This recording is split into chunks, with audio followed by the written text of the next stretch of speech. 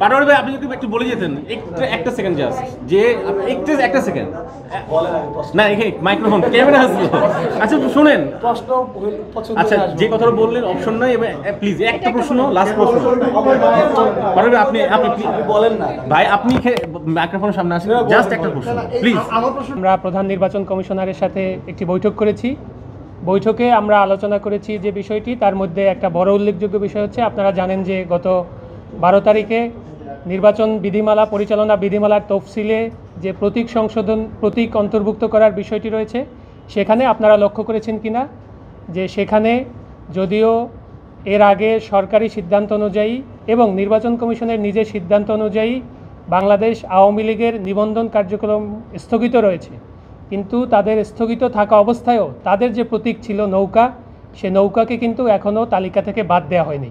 তো আমরা এই বিষয়টি কমিশনের নজরে এনেছি যে আইনগতভাবে আপনারা নৌকাকে এই যে তালিকা, এই তালিকার ভিতরে রাখতে পারেন না যতক্ষণ না এটি সরকার তাদের এই আওয়ামী লীগের উপরে যে সাময়িক নিষেধাজ্ঞা আছে সেটি তুলে নেয় অথবা আদালতের মাধ্যমে অন্য কোনো নির্দেশনা আছে। আমরা এই বিষয়টি কমিশনের নজরে এনেছি। কমিশন এটি এ ব্যাপারে ওখান থেকে এটা বাদ দেওয়ার জন্য যে উদ্যোগটি নেওয়ার সেটি তারা নেবেন, তারা এটি আলোচনার আশ্বাস আমাদেরকে দিয়েছেন। দ্বিতীয় আমরা যে বিষয়ে কথা বলেছি, আপনারা জানেন যে বিগত 22শে জুন আমরা জাতীয় নাগরিক পার্টি নিবন্ধনের যে যাবতীয় শর্তাবলী আছে সেই সকল শর্তাবলী পূরণ করে 43,316 পৃষ্ঠার দরখাস্ত আমরা কমিশনে দাখিল করেছিলাম। সেই দরখাস্তটি অগ্রগতি কোন পর্যায়ে আছে বা আমাদের কাছ থেকে অন্য কোনো ডকুমেন্ট বা অন্য কোনো কিছু জানার আছে কিনা সেগুলো আমরা কমিশনের কাছে জানতে চেয়েছি। কমিশন আমাদের সেটির অগ্রগতি দিয়েছেন। এছাড়া আমরা প্রবাসী যে ভোটার তারা কিভাবে ভোট দিবেন, যে 3টি পদ্ধতি নিয়ে আলোচনা হচ্ছে সেটির অগ্রগতি কি সেটির ব্যাপারে আমরা জানতে চেয়েছি এবং সেখানেও নির্বাচন কমিশন আমাদেরকে এই বিষয়গুলোতে আপডেট দিয়েছেন।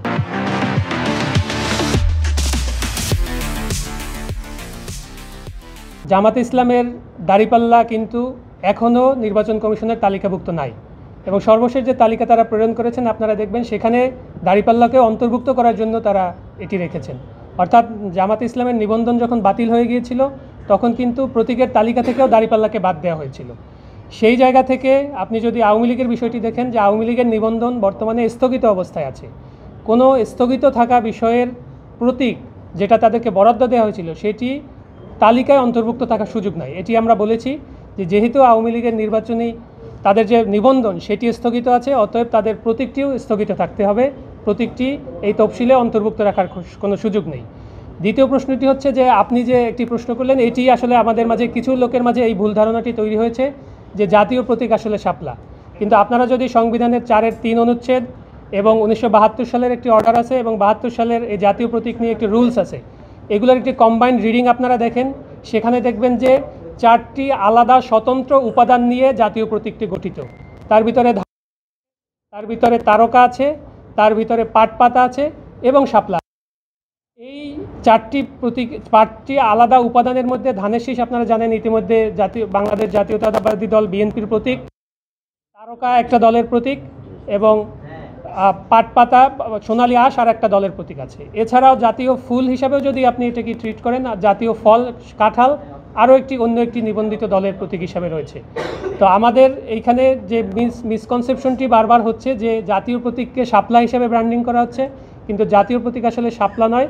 জাতীয় প্রতীক হচ্ছে 4টি আলাদা আলাদা উপাদানের সমন্বয়ে একটি প্রতীক এবং সেখানকার মাপ কী হবে, সেখানকার রং কী হবে, সেখানকার ব্যাসার্ধ কী হবে, ব্যাসার্ধর রং কী হবে, এগুলো সবই 1972 সালের যে অর্ডারের শিডিউল এবং 72 সালের যে রুলস সেটার অ্যাপেন্ডিক্সের মাধ্যমে এটি সম্পূর্ণভাবে স্পষ্ট করা আছে।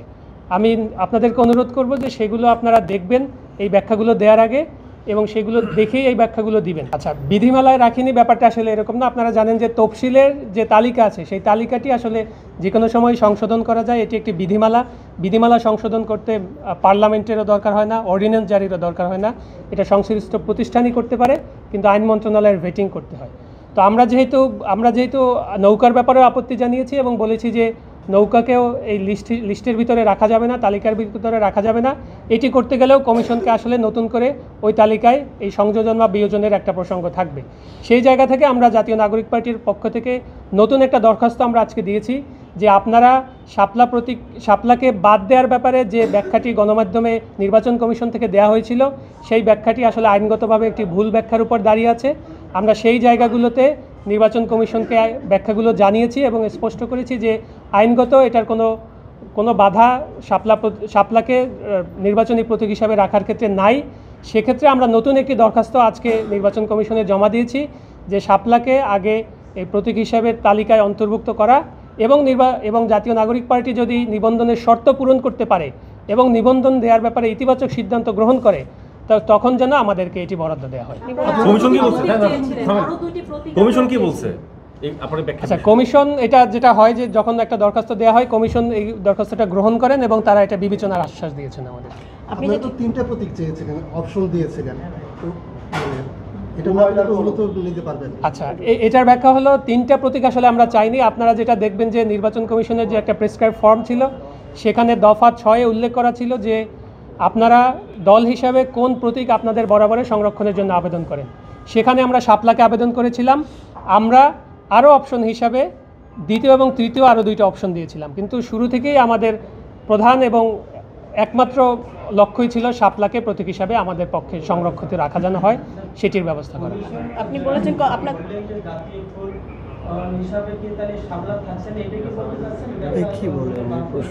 না, দেখুন এই প্রশ্নটি আসলে জাতীয় ফুল কোনটা থাকবে না থাকবে এটা আসলে কমিশনের সিদ্ধান্ত গ্রহণের বিষয় না।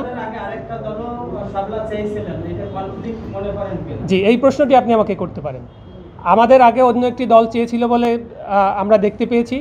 সেক্ষেত্রে আমাদের ব্যাখ্যাটি হলো যেহেতু ওই নিবন্ধিত রাজনৈতিক দল তারা যখন নিবন্ধন পায় তখন নির্বাচন কমিশন থেকে তাদেরকে কেতলি মার্কা বরাদ্দ দেওয়া হয়েছিল।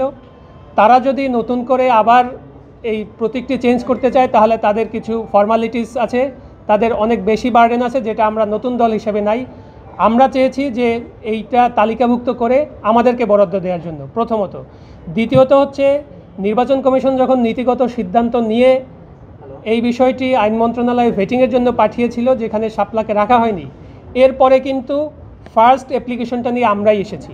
অর্থাৎ আপনি যদি আইনগত বিষয়টি বিবেচনা করেন তাহলে আজকে এই নীতিগত সিদ্ধান্তটি গ্রহণের পরে নতুন করে কে এই প্রতীকটি বরাদ্দের জন্য আবার আবেদন করলো তার একটা অন্যতম লেজিটিমেট রাইট তৈরি হয়ে যায় এই প্রতীকটি বরাদ্দ পাওয়ার।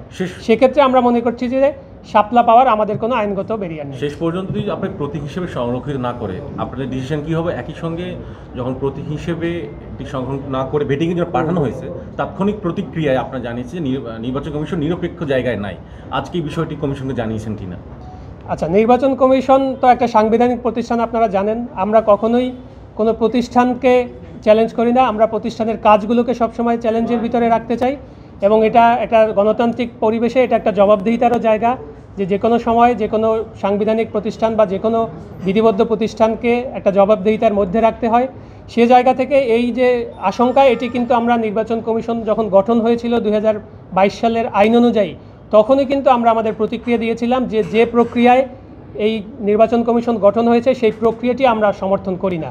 সেই অবস্থান আমাদের এখনও বর্তমান আছে এবং আপনারা জানেন যে আমরা ঐক্যমত্য কমিশনের যে সংস্কার প্রস্তাবগুলো নিয়ে আলোচনা হচ্ছে সেখানেও নির্বাচন কমিশন সহ অন্যান্য সাংবিধানিক প্রতিষ্ঠানের নিয়োগগুলো যাতে স্বচ্ছ এবং সুন্দরভাবে হয় সেখানে কিন্তু আমাদের আলাদা প্রস্তাবনা আছে এবং সেটার জন্য আমরা কথা বলছি।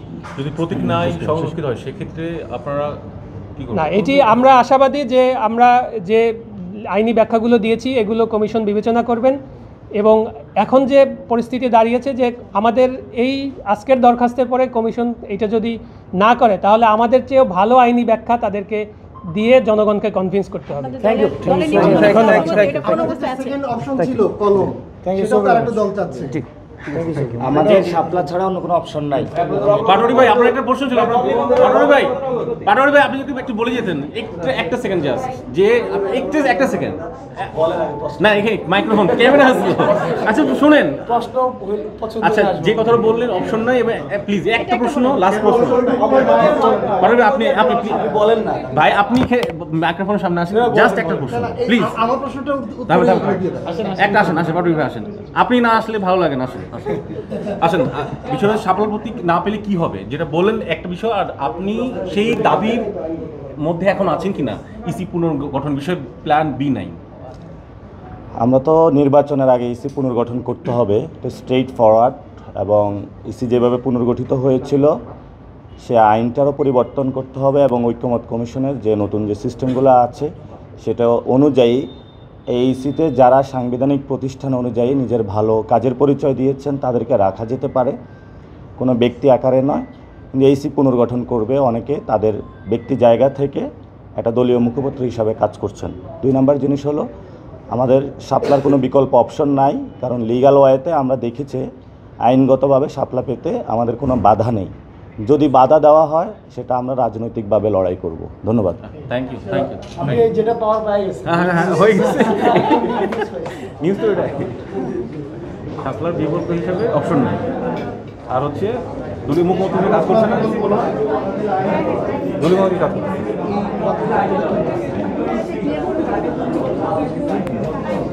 বলছে না।